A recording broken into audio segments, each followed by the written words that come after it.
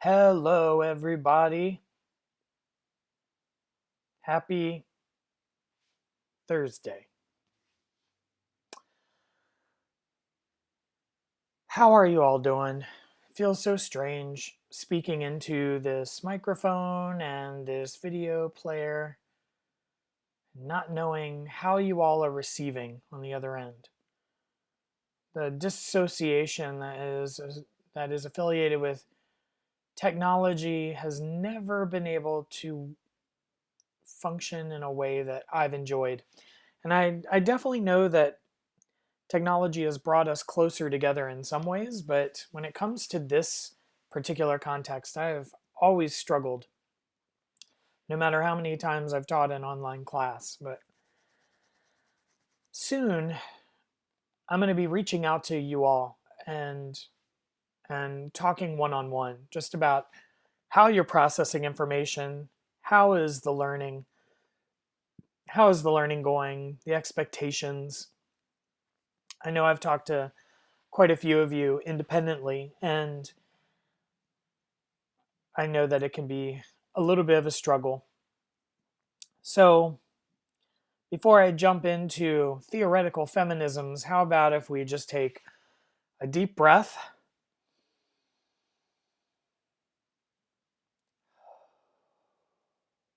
Let's take another one. Ready?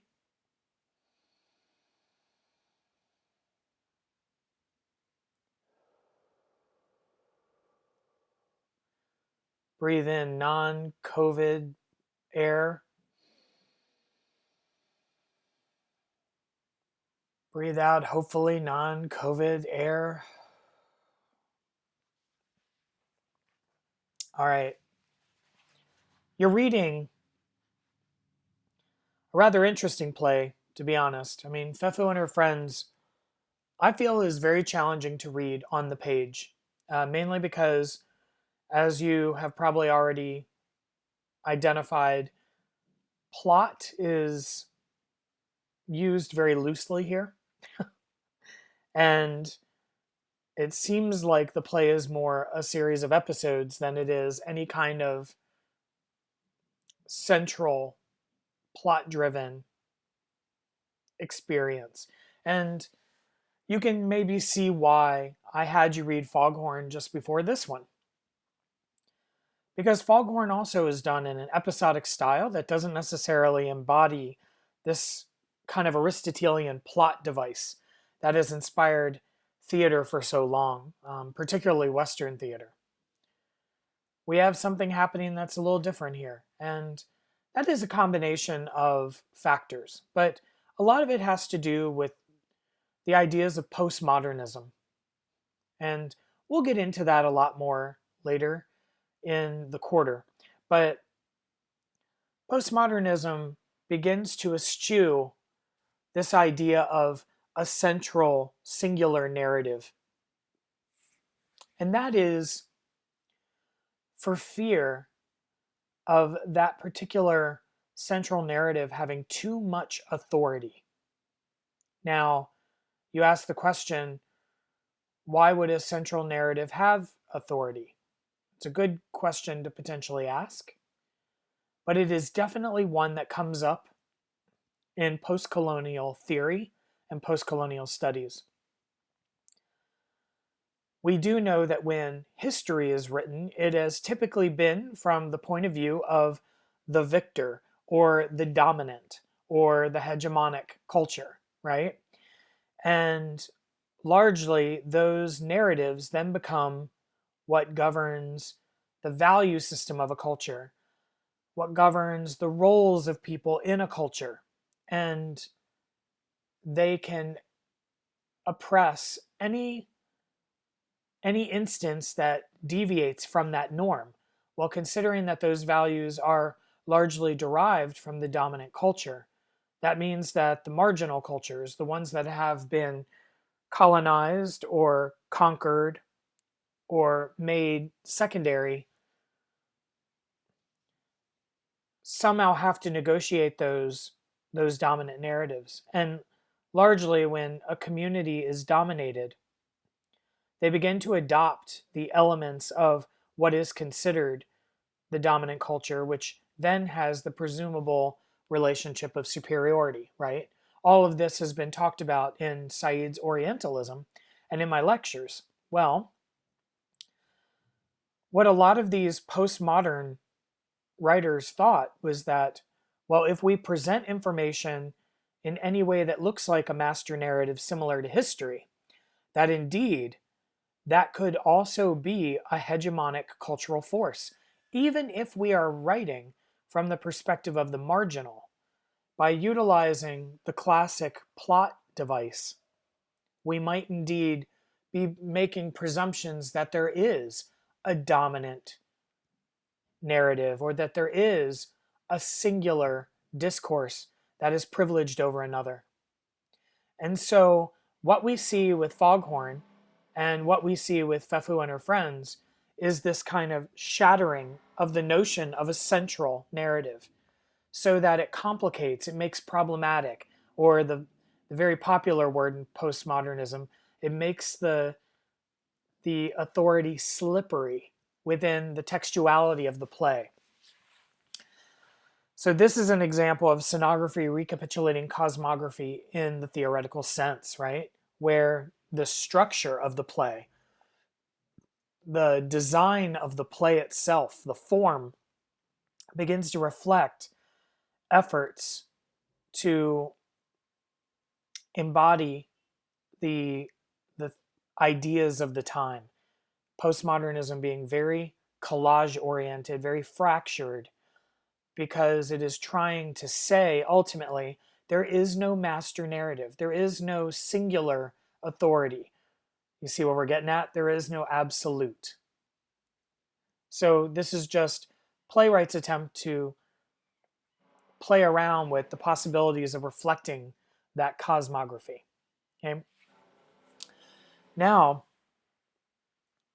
I've asked you to read the Rampton article on the 4 waves of feminism. And the reason why is because I believe it is a very accessible and brief text that kind of highlights the characteristics of each wave of feminism. Fefu and Her Friends is rather interesting because it was written shortly after the advent of second wave feminism, but the play takes place in the wake of first wave feminism. So I wanted to just kind of go over those very briefly, just so that maybe it can help illustrate Rampton's brief description in text in a way that might enliven it some. So, first wave feminism we see, as Rampton says, kind of begins in the mid to late 19th century. And much like we have been looking at cultural production as a reflection of the ideas that have developed in its historicity, we can say the same about theories, right? First wave feminism is largely inspired by Karl Marx's Communist Manifesto and, and what is happening at the time in the economy, which is an urban industrialization. Okay? And we've talked about that a little bit. But Marx identified this idea and asserted that the true value in a culture is not the elite or the ones that are governing through presumably divine providence or any kind of esteemed virtue sheerly due to their social status. But in fact, the true power in a society is in its labor force. And this was very interesting to a lot of developmental ideals. It actually was one of the ideologies that led to even the abolition of slavery. Because of this idea of where does value lie? It lies in the worker. Well, think about it. A slave is denounced as a human being, yet a slave is working and therefore deserves the treatment of, of any agent of power, right? The means of production, Marx says, is where the power lies in a society. And that, of course, is the worker. So you can imagine that this would also extend into the valuation of, of women. And this is what inspires suffrage movements around Western culture, at least, and certainly around the world to some extent. Yeah. Second wave feminism picks up in the 60s, and this one is more developed. It is inspired by the civil rights movement that occurs in the 50s and founds itself more on equal rights, not just that women have a voice and that women are citizens, but that indeed they ultimately are equal in the eyes of society, especially a capitalistic society. But second wave feminism gets a little more theoretical. It begins to think about these ideas of a divisibility between sex and gender. That these are differential properties. That sex is biological, right? The body that we are born with, and gender is one that is socially constructed. And so, while historically those two things were aligned and had an essential property, second wave feminists were beginning to challenge that notion. And there are all kinds of directions that goes in. This is also the time of the rise of ecofeminism, which largely equates to how if the female body is more in the sense of a nurturing animal, that naturally there would be a correlation between Earth and women. So at this point, we're still in a phase where the essential female body is important within the scope of, of equal rights for women. It was a celebration of womanness as an aspect to the second wave feminist movement. But this is also where the social construction of women is being challenged, that they always have to be made up for their husbands, that they have to abide by a standard of beauty. This is the famous realm of bra burning and women no longer shaving their armpits, um, things that they thought were being performed in a social construct for the benefits of men and not for them. Yeah. So there's a lot more coalition of what womanness means and what the female body has the right to do or not to do. This is the beginnings of a very serious effort towards the right to choose and all laws that govern the female body, whether it be kind of licensed in terms of marriage property or any kind of governance about birth, birth control. This is the beginning of the developments of um, the pill, for example. So there's all kinds of things happening right in this time where it's about lending women agency as equals to men and not reliant on men. Now, what's interesting about this is second wave feminism is largely kind of built around this dialectic between men and women. And this is where third wave feminism kind of begins to evolve. And this happens more in the 90s.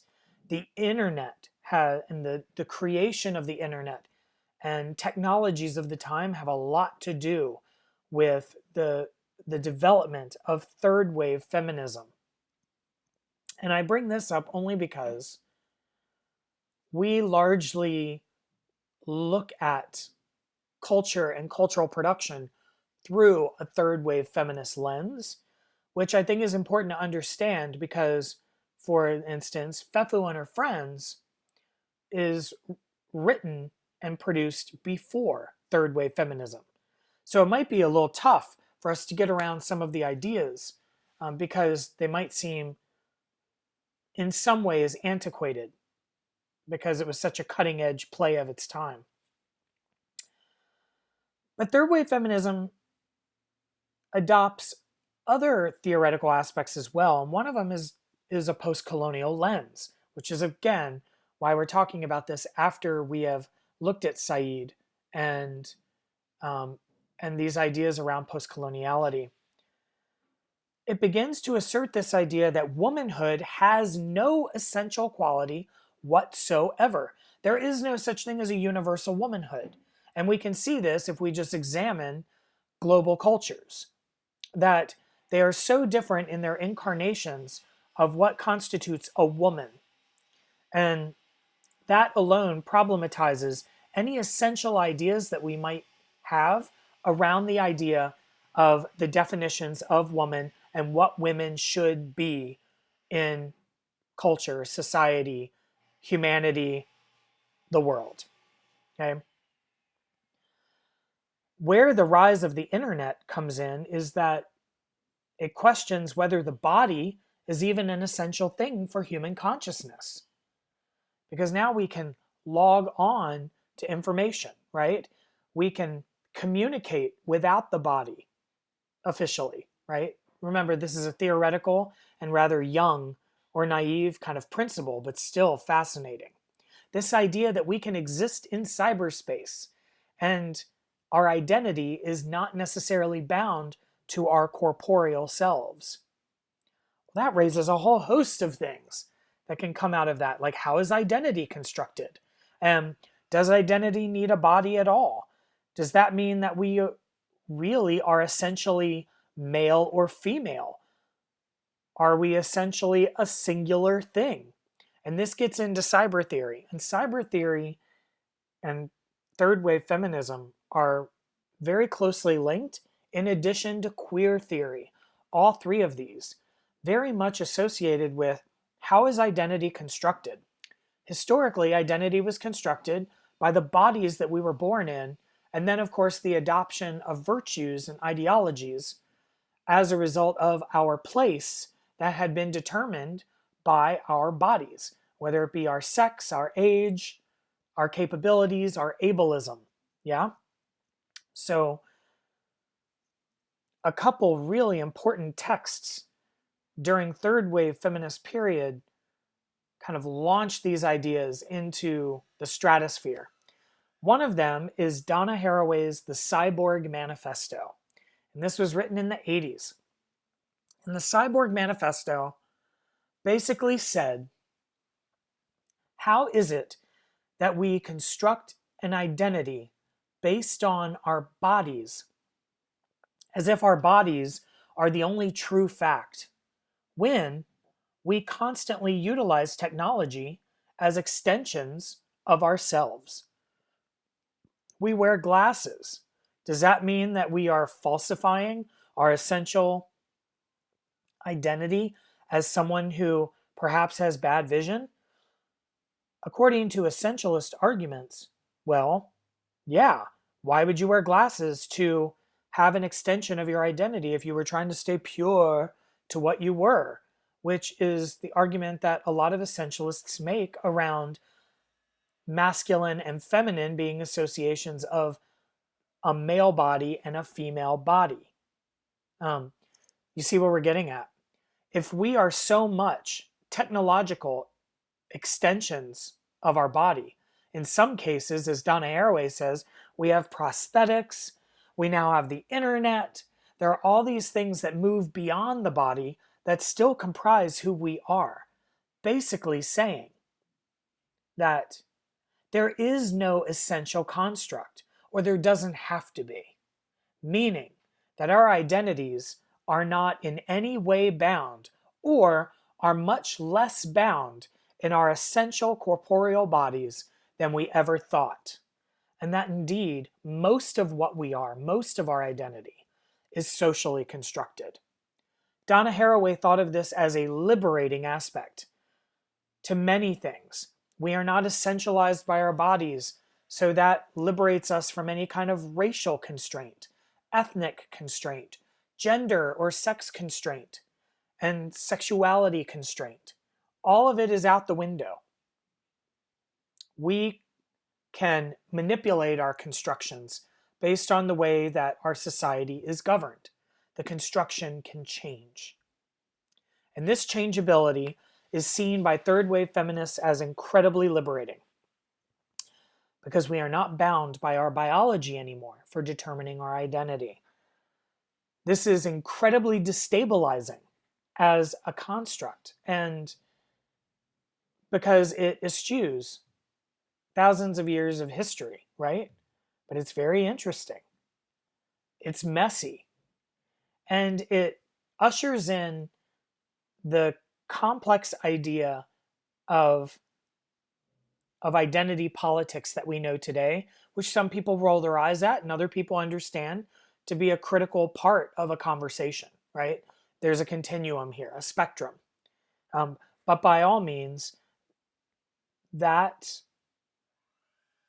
idea of identity construction is very much part of our conversation as contemporaneous scholars, academics, and citizens. Now, the fourth wave is still in the works, but is largely inspired by social media because now we have further extensions of ourselves. We are even more democratizing of our identities because our identity is being posited on TikTok and Facebook and Instagram, Twitter, blogs, articles. Right now I'm giving you a lecture. So we are in all these different modalities where our identity is slightly different for each one. And this also gives rise to the idea that identity is never fixed.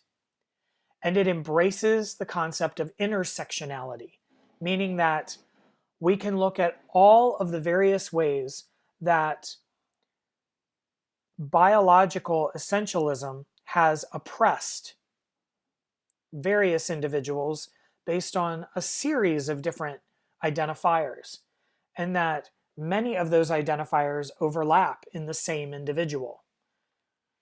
So, for example, instead of just thinking about my sister as a woman and a feminist woman, you would also consider the fact that she was Muslim.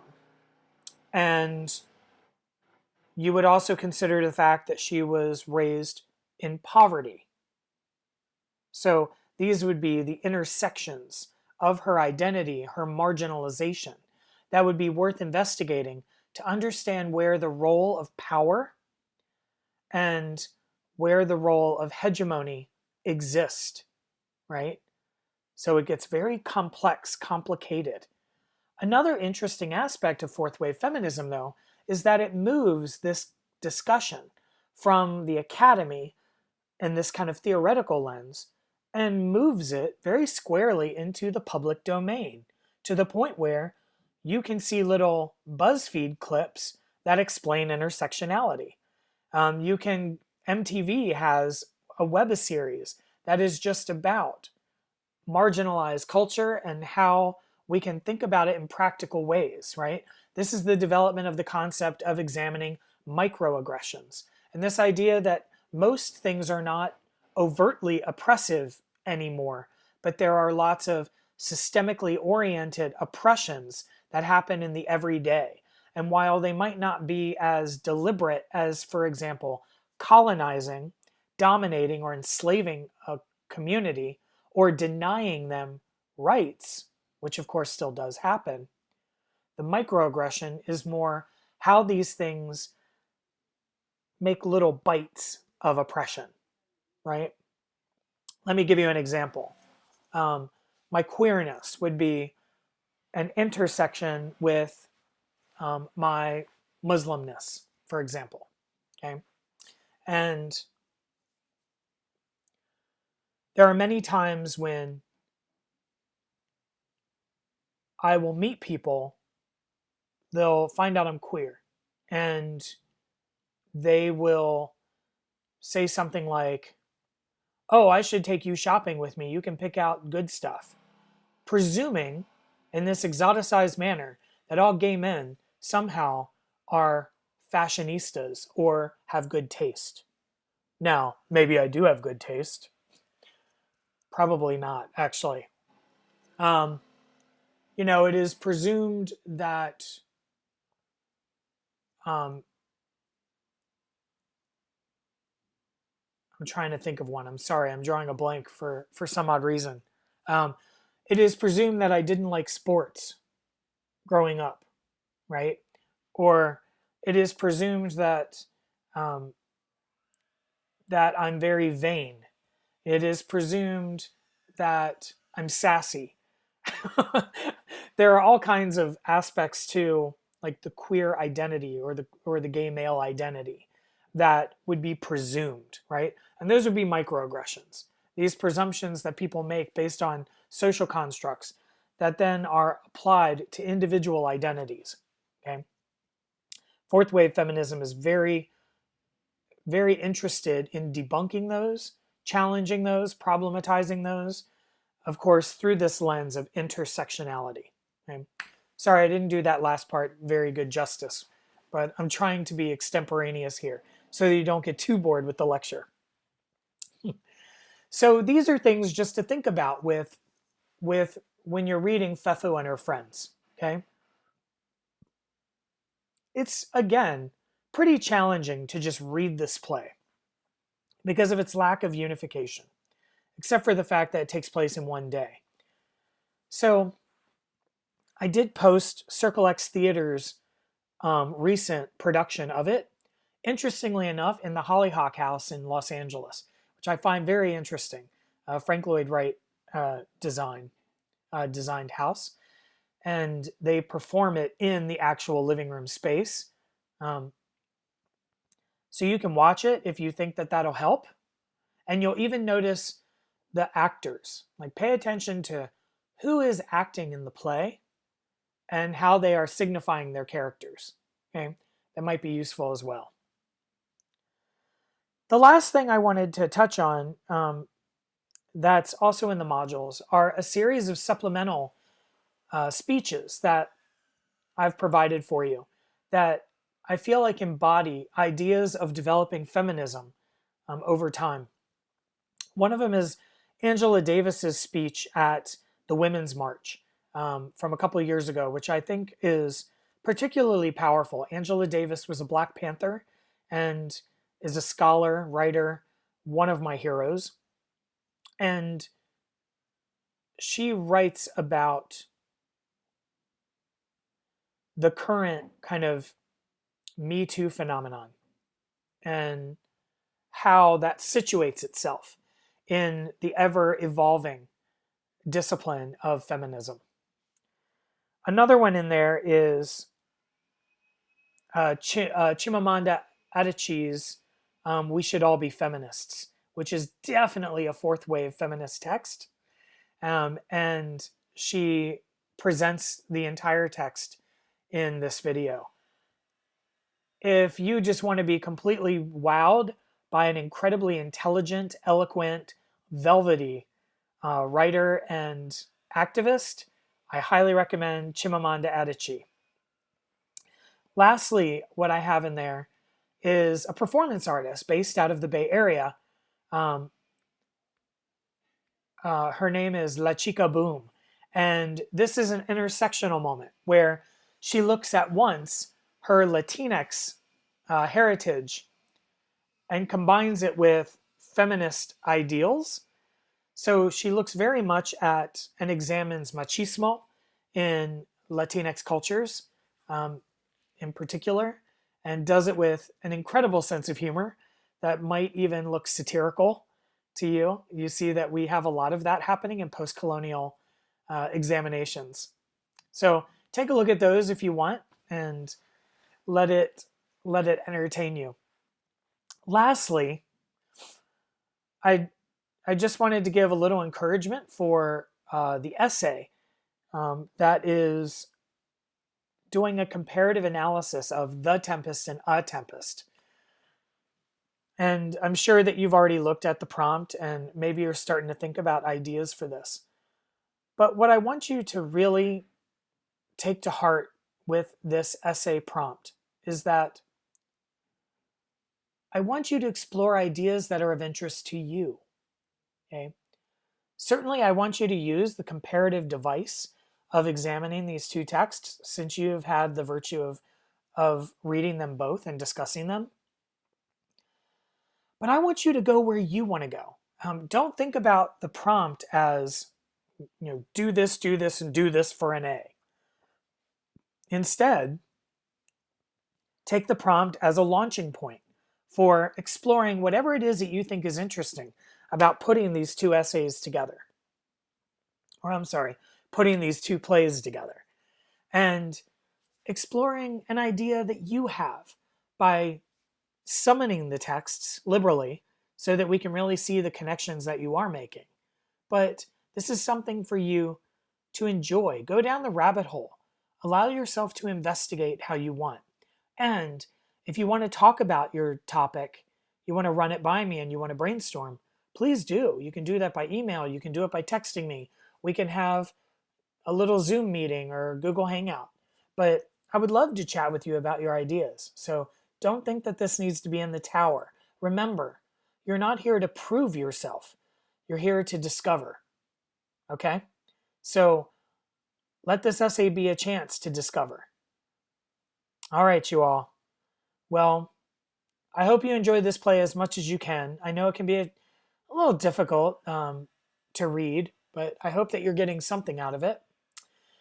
Next week, we are going into M. Butterfly. So we're going to be reading a play that is entirely different, and we're going to be exploring transnationalism and identity is based on identity and the geographies of performance. So we're going to continue with this idea of Orientalism, and we're even going to go to where we refer to the Orient in this case. So we're going to be examining Asian identities and the Asian diaspora, but much more than that. We're also going to be exploring gender and gender fictions. So you see how these things all relate to one another. Until then, good luck on the essay. Please refer to Camino for the due dates, not your syllabus, not the written syllabus, but the one on Camino. That has the accurate times and dates. I don't want you to get confused. All right, everybody. Have a wonderful weekend, and I'll see you next week.